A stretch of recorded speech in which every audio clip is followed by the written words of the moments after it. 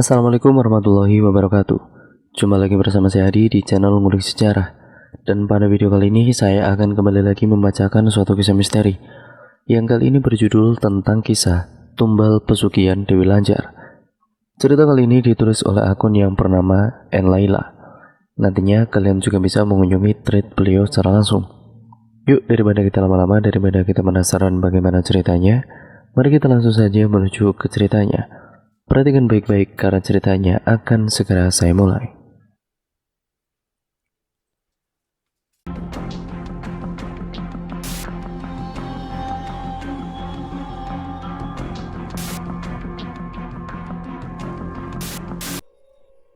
Prosesi pemandian jenazah tengah dilaksanakan. Beberapa pelayat memandikan jenazah Pak Heru. Ada juga petua kampung yang merupakan orang pintar saat dimandikan jenazahnya Pak Heru.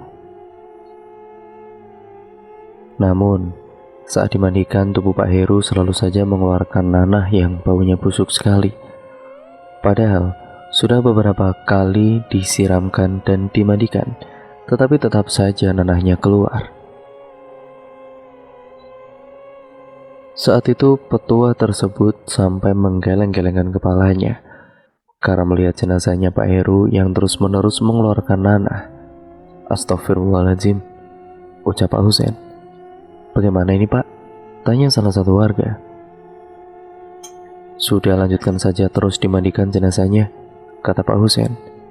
Dengan segera warga yang lain memandikan jenazah Pak Heru, tapi nanahnya selalu saja keluar bercucuran hingga baunya sangat busuk dan juga menyengat.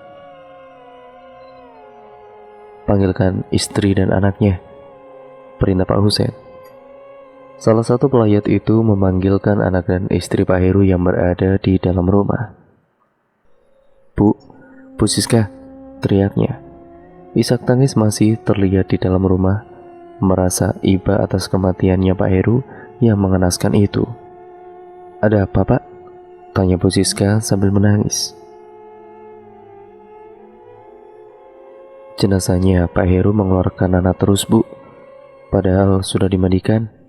Astagfirullahaladzim, ucap Bu Siska yang kemudian beranjak pergi melihat ke lokasi pemandian jenazah. Sesamanya di tempat pemandian jenazah, Bu Siska langsung menangis histeris saat melihat jenazah suaminya. Apalagi anaknya ikut menangis melihat bapaknya yang meninggal dengan cara yang begitu mengenaskan. Pak Heru kemudian segera dibawa masuk ke dalam rumah untuk segera dikafani. Namun tubuh jenazahnya yang diangkat itu masih tetap saja mengeluarkan bau busuk yang sangat menyengat. Saat akan dikafani, bisul nanahnya itu pun terus mengeluarkan cairan yang sangat deras sekali. Ya, intinya bisul nanahnya itu terus keluar mengalir deras, membuat semua pelayat menutup hidungnya. Maaf Bu Siska, sebenarnya apa yang sudah dilakukan Pak Heru semasa hidupnya sampai dia seperti ini? Tanya Pak Husen. Suami saya, ucap Bu Siska gugup. Ceritakan saja Bu, tidak usah malu. Selama ini suami saya sudah melakukan pesugihan Pak, jawab Bu Siska. Astagfirullahaladzim, ucap semua pelayat, begitu juga Pak Husen.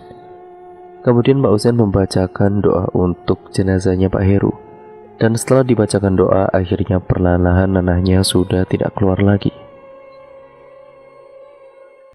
Jenazah Pak Heru pun segera dikafani untuk segera disolatkan. Setelah jenazah dikafani dan disolatkan, dengan segera jenazah Pak Heru dimakamkan. Saat prosesi pemakaman berlangsung di makam, tiba-tiba saja ada hembusan angin kencang disertai dengan suara burung gagak yang berterbangan dan langit nampak gelap mendung yang kemudian hujan gerimis mengguyur pemakaman. Saat itu juga tiba-tiba saja jenazah Pak Heru yang baru dimasukkan ke dalam liang lahat mengeluarkan bau yang sangat busuk. Karena hujan semakin deras, prosesi pemakaman segera diselesaikan. Setelah pemakaman dilakukan, semua pelayat pun berhamburan. Ya, mereka pulang lalu pergi dari pemakaman itu. Karena himpitan ekonomi membuat Pak Heru lalu kemudian mengambil jalan pintas dengan terjerumus ke dalam lembah hitam pesugihan. Saat itu Pak Heru bekerja sebagai office boy di salah satu kantor yang ada di kota. Bertahun-tahun dia bekerja, tapi gaji yang didapatkan masih saja sama tidak ada peningkatan. Padahal Pak Heru sudah bekerja semaksimal mungkin. Apa yang dikerjakan di mata bosnya itu selalu salah. Mulai dari mengepel dan menyapu, Pak Heru sangat rajin bekerja namun selalu dimarahi dan selalu disalahkan, membuat Pak Heru bosan bekerja di tempat itu. Karena sudah bertahun-tahun bekerja, tetap saja tidak ada peningkatan sama sekali, tidak sebanding dengan apa yang sudah dilakukan. Sudah bekerja keras, rajin, sekuat tenaganya, tapi gaji yang diterima masih saja sama. Sehingga suatu ketika Pak Heru yang sedang mengelap kaca bagian ruangan kantor, dia sempat melamun. Kerja terus begini bertahun-tahun tapi gaji tidak meningkat. Selalu disalahkan bos, dibentak. Aku gak bisa begini terus. Untuk kebutuhan anak dan istri saja tidak cukup, batinnya. Beberapa saat kemudian bos Pak Heru pun datang dan menegur dia karena tengah melamun. Kamu itu niat kerja gak sih? Kerja kok malah melamun terus. Kamu itu mau saya pecat apa gimana? Bentak bosnya. Namun Pak Heru hanya bisa terdiam mendengarkan apa yang diucapkan oleh bosnya itu. Mentang-mentang bos bisa seenaknya bentak-bentak, gumam Pak Heru naik pitam. Sore hari tiba, saatnya karyawan pulang dari kantor. Namun tidak untuk Pak Heru, dia harus pulang terlambat karena harus membersihkan lantai dan mencuci kelas-kelas milik karyawan. Dengan rajin Pak Heru mencuci kelas dan menyapu lantai, sebelum pulang pekerjaannya itu bukan hanya dia yang melakukan sendirian, tapi ada beberapa OP yang lain, mereka saling membagi tugasnya. Singkat ceritanya, setelah semua pekerjaannya sudah selesai, Pak Heru segera pulang ke rumahnya. Dengan mengendarai motor bututnya, Pak Heru pulang sekitar pukul 7 malam. Perjalanan dari kantor menuju ke rumahnya itu sekitar 20 menit. Letaknya cukup jauh dari rumahnya. Malam itu saat Pak Heru melewati jalan raya, tiba-tiba saja di tengah perjalanan jalanannya macet. Ternyata ada kecelakaan beruntun sehingga membuat jalanan macet mau tidak mau. Akhirnya Pak Heru ini yang sudah ingin cepat sampai di rumah, dia memilih jalan pintas yang kebetulan di samping jalan raya ada gang sempit. Pak Heru lewat jalan tikus tersebut agar cepat sampai di rumahnya. Namun jalanan yang dilewati Pak Heru itu saat itu sangatlah gelap gulita, hanya dengan penerangan lampu dari motor butut yang dikendarai oleh Pak Heru. Itu pun hanya remang-remang. Bulu kuduk Pak Heru seketika merinding berdiri semua saat dia melewati jalanan depan kuburan. Saat itu tiba-tiba saja Pak Heru mencium aroma bau anyir dan bau kembang-kembangan yang menyeruak di dalam hidung yang disertai dengan hembusan angin kencang. Suasana malam itu semakin tambah mencekam, apalagi hanya Pak Heru sendirian yang melewati jalanan itu. Tiba-tiba saja Pak Heru mendengar ada suara wanita yang tertawa mengikik. Bulu kuduknya berdiri semua.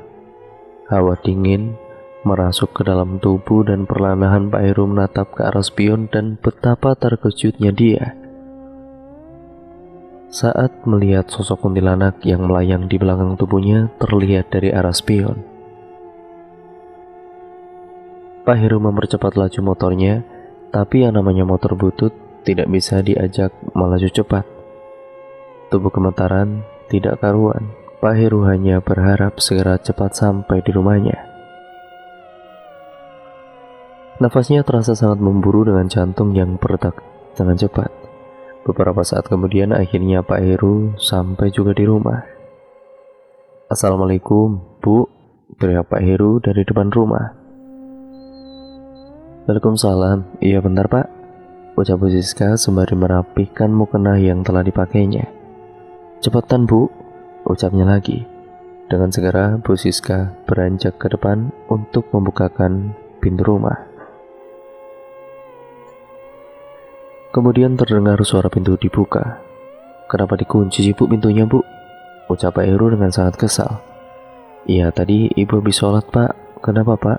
Kok ngos-ngosan seperti itu? Tanya Bu Siska. Anak-anak di mana?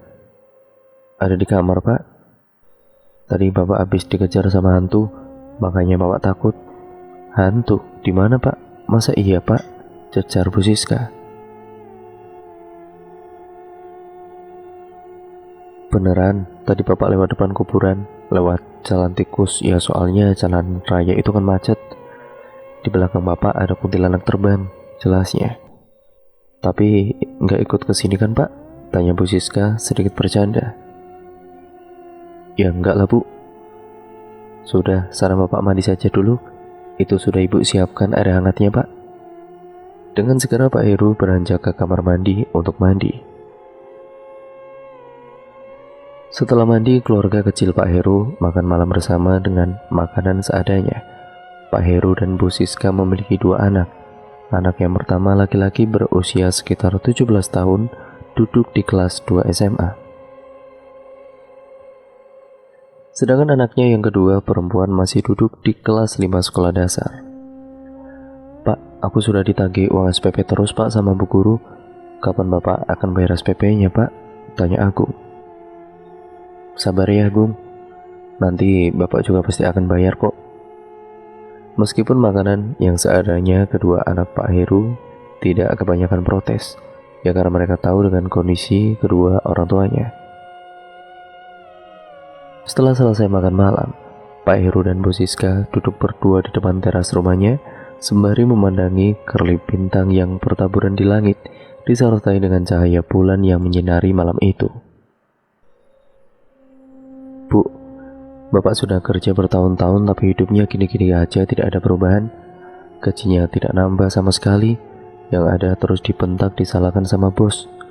Bapak pengen buka usaha aja Bu, tapi Bapak bingung mau usaha apa, modal dari mana juga, ucap Pak Heru. Sabar Pak, rezeki sudah ada yang ngatur, lebih baik Bapak perbanyak ibadah saja. Ya, begitulah Pak, namanya juga hidup. Ya tapi Bapak nggak bisa begini terus Bu. Apalagi itu kan anak-anak sudah pada gede, kebutuhannya semakin banyak, ujar Pak Heru. Iya Pak, Ibu tahu. Tapi mau bagaimana lagi Pak? Kalau Bapak mau pindah, mau kerja apa? Seketika suasana menjadi hening dan saling terdiam satu sama lain dan berpikir. Pak Heru pun menghela nafas panjangnya karena telah lelah dengan keadaannya. Singkat ceritanya, pagi hari kebetulan Pak Heru libur kerja. Dia berdiam diri di rumah sembari memainkan ponselnya di depan teras rumah. Beberapa saat kemudian, istrinya datang menghampiri Pak Heru. Sedang apa Pak? Ini Bu, sedang lihat berita. Tiba-tiba saja, ponsel yang digenggamnya itu berdering ada notifikasi panggilan telepon dari teman Pak Heru.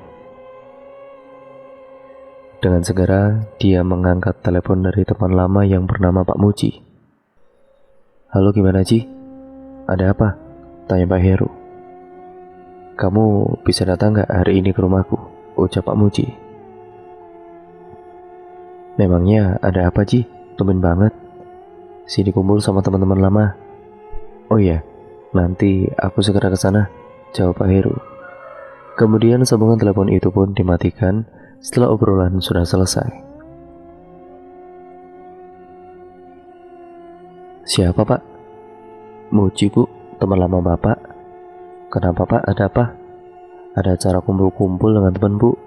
Bapak disuruh ke sana sekarang, ikut kumpul, kata Pak Heru. Oh ya sudah, Bapak ikut saja sana. Iya Bu, kalau begitu Bapak siap-siap dulu ya. Bu Bu Siska pun kemudian mengangguk bertanda mengiyakan apa yang diucapkan oleh Pak Heru. Beberapa saat kemudian Pak Heru keluar sudah rapi. Saat akan melanjutkan perjalanan ataupun melajukan motornya, Pak Heru ini merasakan motor yang ditumpanginya itu terasa sangat berat sekali. Dengan segera Pak Heru mengecek ban motor dan ternyata benar ban motornya itu bocor. "Kenapa, Pak?" tanya Bu Siska yang sedari tadi duduk di depan teras. "Ini, Bu, tiba-tiba saja ban motorku kok bocor, Bu." "Ya sudah, biar nanti Ibu bawa ke bengkel saja. Bapak naik angkutan saja, Pak." "Iya, Bu, tolong ya, Bu.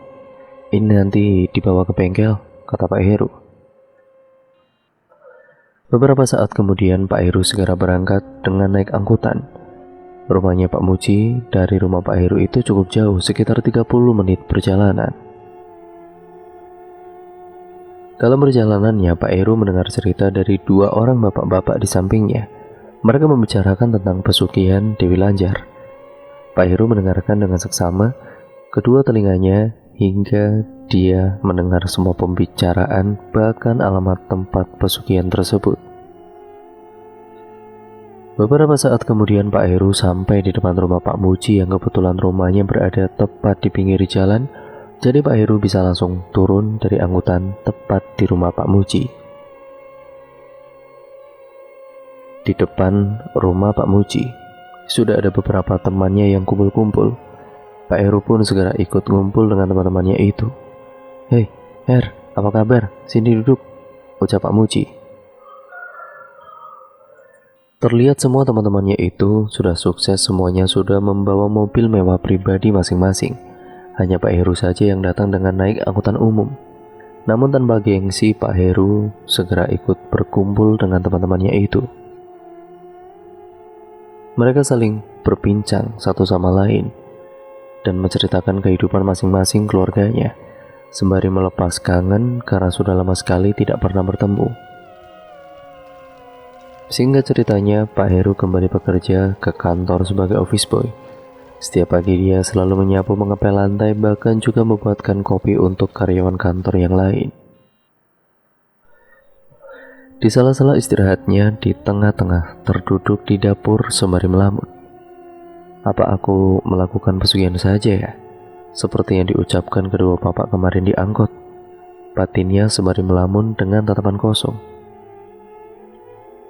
Beberapa saat kemudian Pak Heru terperanjat kaget ketika dikejutkan salah satu teman OB yang lain.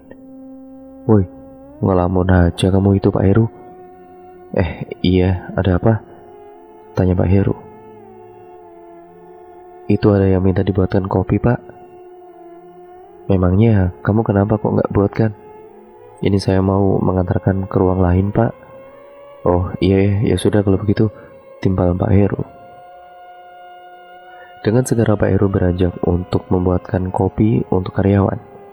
Malam harinya Pak Heru meminta izin kepada istrinya untuk pergi besok. "Bu, Bapak mau pergi ke Pantai Utara, Bu, besok." "Pantai Utara mana, Pak? Mau ngapain? Emangnya Bapak nggak kerja?" "Ada urusan. Bapak sudah izin cuti kok, Bu," kata Pak Heru. "Tolong siapkan pakaian Bapak untuk besok ya, Bu." "Iya, Pak." Bu Siska pun beranjak pergi masuk ke dalam kamar untuk menyiapkan pakaian suaminya. Beberapa pakaian milik Pak Heru dimasukkan ke dalam tas yang berwarna hitam. Singkat ceritanya, keesokan harinya Pak Heru segera berangkat dengan mengendarai bus menuju ke tempat yang dia dengar dari bapak-bapak yang ada di angkot. Bekal yang dibawa Pak Heru menuju ke tempat pesugihan itu dengan menggunakan uang simpanan yang dikumpulkan selama ini, karena menurutnya uang simpanan yang digunakan sebagai ongkos itu nantinya pasti akan mendapatkan ganti yang lebih banyak lagi jika pesugihannya berhasil. Perjalanan menuju ke tempat pesugihan Dewi Lanjar di Pantai Utara sekitar 4 jam perjalanan. Beberapa saat kemudian akhirnya Pak Heru sampai juga di tempat juru kunci. Dia segera menyambangi rumah kuncen yang bernama Mbah Abu. Ternyata di dalam rumah juru kunci itu sudah ada beberapa orang yang telah duduk di sana. yang tidak lain semuanya ini berniat untuk mencari harta kekayaan yang berlimpah untuk merubah nasib hidupnya. Pak Heru yang baru saja datang diperintahkan kepada Mbah Abu untuk duduk bergabung. Karena Mbah Abu sedang memberikan wejangan kepada pelaku yang akan melakukan pesugihan Dewi Lanjar, Pak Heru duduk ikut bersama dengan beberapa orang lain. Satu demi satu wejangan yang dikatakan oleh Mbah Abu, Pak Heru dengarkan dengan seksama. Jika ingin melakukan pesugihan ini, kalian harus melakukan tirakatan puasa mutih selama 7 hari dan puasa pati keni selama sehari semalam. Apa kalian sanggup? Ucap Mbah Abu. Sanggup, Mbah, jawabnya serempak. Kalian juga harus melakukan beberapa ritual tertentu yang nantinya akan saya pimpin, ucap Mbah Abu. Semua pelaku yang akan melakukan pesugihan harus menginap di sana karena untuk melakukan tirakat sesuai perintah juru kunci. Pak Heru pun siap untuk menginap di sana, sedangkan beberapa orang yang lain tidak sanggup sehingga mereka pulang. Hari esoknya Pak Heru sudah mulai melakukan puasa mutih. Saat sahur, Mbah Abu yang sudah menyiapkan makanan dan minuman. Kamu harus makan ketan hitam dan kopi hitam saat sahur dan berbuka nanti, ucap Mbah Abu. Baik, Mbah. Dia pun segera sahur di rumah juru kunci dengan makan ketan hitam dan minum kopi hitam. Ketan hitam dan kopi hitam itu sudah diberikan mantra sebelumnya oleh si Mbah Abu ini. Hanya Pak Heru sendirian yang melakukan tirakat karena beberapa orang yang lain tidak sanggup untuk melakukan tirakat itu. Singkat ceritanya, Pak Heru sudah melakukan semua tirakat puasa mutih dan sekarang dia harus melakukan puasa pati keni sehari semalam. Puasa pati keni itu dilakukan oleh Pak Heru pada saat hari Kamis malamnya. Tepat pada malam Jumat Kliwon, Pak Heru akan melakukan ritual. Namun, siang itu Pak Heru diperintahkan oleh Mbah Abu untuk mencari ayam hitam sebagai ritual dengan segera. Hari itu juga Pak Heru pergi mencari ayam hitam ke daerah sekitar. Dia mengendarai angkutan mencari ke pasar-pasar hingga akhirnya Pak Heru menemukan ayam hitam yang dicarinya itu. Siang itu dengan segera Pak Heru kembali ke rumahnya juru kunci. Mbah Abu sudah menyiapkan beberapa sesajen, di antaranya ada kembang 7 rupa, kemenyan, jodoh pasar, pisang, kelapa muda, kelapa tua, dan juga ayam hitam yang sudah dibeli oleh Pak Heru tadi siang. Sebelum berangkat ke Padepokan, Pak Heru dimandikan terlebih dahulu oleh juru kunci dengan menggunakan air kembang 7 rupa. Pak Heru dimandikan dan dikuyur perlahan-lahan oleh Mbah Abu dengan air kembang 7 rupa sembari dibacakan mantra.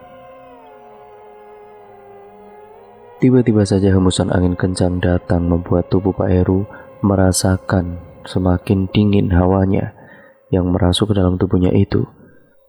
Apalagi kondisi tubuhnya kosong, belum makan dan minum karena sedang menjalani tirakat puasa pati keni. Setelah dimandikan, kemudian Pak Heru masuk ke dalam ruangan untuk ritual di rumahnya Mbah Abu. Ritual itu dilakukan untuk membuka gerbang gaib supaya Pak Heru bisa berkomunikasi dengan sosok Dewi Lanjar. Mbah Abu mulai membakar kemenyan. Asap kemenyan terlihat mengepul di dalam ruangan itu. Di dalam ruangan ritual, nuansanya berinterior serba warna hitam semua. Banyak juga keris-keris yang terpasang di dinding membuat Pak Heru merinding di dalam ruangan ritual itu saat Mbah Abu sedang membacakan mantranya. Beberapa saat kemudian hembusan angin kencang kembali masuk ke dalam ruangan ritual dan brak, suara pintu ruangan itu yang tiba-tiba tertutup dengan sendirinya. Gorden jendela di dalam ruangan itu juga bergoyang kencang, namun Mbah Abu terlihat masih terus membacakan mantranya dengan mulut yang berkomat-kamit dan kedua mata yang dipejamkan.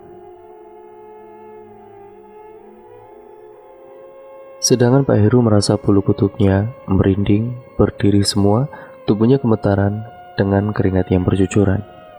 Saat itu juga terdengar suara burung gagak tepat di atap rumah Mbah Abu. Beberapa saat kemudian, Mbah Abu ini sudah selesai membacakan mantranya, yang kemudian Pak Heru diberikan pakaian serba berwarna hitam. "Pakai baju ini tanpa menggunakan pakaian dalam," ucap Mbah Abu. Dengan segera Pak Heru mengenakan pakaian yang berwarna hitam tersebut. Setelahnya Mbah Abu mengajak Pak Heru pergi ke tempat padepokan untuk melakukan ritual selanjutnya. Semua sesajen pun dibawa beserta dengan ayam hitam untuk melakukan ritual. Pak Heru dan juga Mbah Abu berjalan menuju ke tempat padepokan dengan melewati jalan setapak di tengah hutan di kegelapan malam yang hanya diterangi dengan menggunakan obor yang dibawa oleh Mbah Abu. Sedangkan Pak Heru membawakan sesajen yang berjalan mengekor di belakang Mbah Abu. Suara burung dan juga hewan di dalam hutan itu saling bersaut-sautan yang disertai dengan suara tawa wanita mengikik membuat bulu kuduk Pak Heru kembali berdiri. Namun dia harus tetap melawan ketakutannya itu. Perjalanan yang mereka lalui itu sekitar 20 menit. Beberapa saat kemudian Pak Heru dan Mbah Abu sampai juga di tempat padepokan. Sesamanya di padepokan, Pak Heru dipersilakan untuk duduk menghadap ke arah pantai utara. Sesajen tadi diletakkan tepat di hadapannya Pak Heru, yang kemudian Pak Heru diberikan mantra oleh Mbah Abu. Bacakan mantra itu tepat pukul 12 malam. Di dalam padepokan itu sudah ada jam dinding sehingga dia tahu kapan harus membacakan mantranya. Di depan Mbah Heru sudah ada kursi yang berbentuk seperti kursi kerajaan yang menghadap ke arahnya. "Jika ada gangguan, jangan dihiraukan. Saya pulang dulu. Setelah ritual selesai, segera kembali ke rumah saya," ucap Mbah Abu. "Baik Mbah," jawabnya dengan singkat. Beberapa saat kemudian Mbah Abu pergi meninggalkan Pak Heru sendirian di padepokan itu. Hingga tiba tepat waktu pukul 12 malam, Pak Heru ini segera membacakan mantranya. Mantra itu dibacakan oleh dia sampai beberapa kali. Selang beberapa saat, tiba-tiba saja ada hembusan angin kencang masuk ke dalam padepokan itu, disertai dengan wangi harum khas kembang-kembangan menyeruak ke dalam hidung Pak Heru. Pak Heru merinding gemetaran ketika dia melihat ada sosok Dewi Lanjar tengah duduk di kursi hadapannya. Sosok itu mengenakan pakaian kebaya yang indah dengan berwarna hijau, dilengkapi dengan warna kuning serta ada mahkota di kepalanya. Wajahnya sangat cantik sekali serta aromanya yang harum. Tidak hanya itu, di belakang Dewi Lanjar ada 2 orang pengawal berdiri di belakangnya. Keringat dingin bercucuran menetes membasahi pakaian hitam yang dikenakannya serta tubuh yang gemetaran dan nafasnya yang memburu. Dengan segera Pak Heru sungkem kepada Nyai Dewi Lanjar dari tempat duduknya. Nah, bagaimana kelanjutan ceritanya dan bagaimana kisah yang akan terjadi setelahnya? Daripada kalian penasaran, nantikan terus ya teman-teman kelanjutan ceritanya hanya di channel ini. Karena cerita ini akan bersambung ke part yang selanjutnya, yaitu part yang kedua, sekaligus menjadi part yang terakhir dari keseluruhan alur cerita pesugihan Dewi Lanjar ini. Nah, kenapa kok bisa jenazahnya seperti itu matinya, dan apa yang terjadi setelah bertemu dengan Nyai Dewi Lanjar ini? Nah, kita nantikan terus ceritanya. Besok saya akan bawakan lagi kelanjutan ceritanya ya teman-teman. Untuk cerita kali ini saya potong menjadi 2 bagian, jadi nantikan terus ceritanya. Sekian ya teman-teman. Untuk kalian yang belum subscribe channel ini, subscribe channel ini, nyalakan tombol lonceng notifikasinya agar kalian tidak ketinggalan video terbaru selanjutnya dari channel ini dan kelanjutan dari cerita ini tentunya. Jangan lupa untuk kalian tetap terus like, comment, dan share, karena dengan itu kalian membantu channel ini menjadi channel yang jauh lebih baik lagi ke depannya. Terima kasih atas dukungan kalian selama ini. sehingga channel ini menjadi channel yang jauh lebih baik lagi seperti sekarang ini ya teman-teman, dan semoga akan menjadi channel yang jauh lebih baik lagi ke depannya. Terima kasih pokoknya atas dukungan kalian selama ini, dan mohon maaf apabila banyak kekurangannya ataupun artikulasi saya mungkin kurang jelas, ataupun mungkin pembawaan saya kurang jelas atau terlalu cepat atau mungkin terlalu lambat. Jadi saya mohon maaf sebesar-besarnya. Dan sekian ya teman-teman, video ini saya akhiri. Sampai berjumpa di video terbaru selanjutnya dari channel ini dan part selanjutnya tentunya. Sekian, wassalamualaikum warahmatullahi wabarakatuh.